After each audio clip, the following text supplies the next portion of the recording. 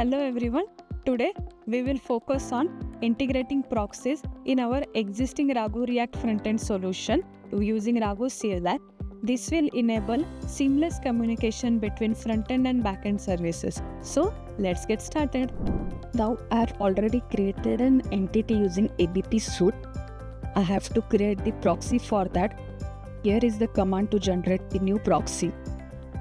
Make sure you will add that command into your newly created solution path.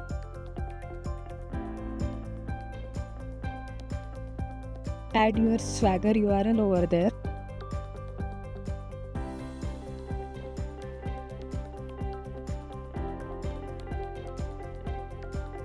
Proxy is successfully generated.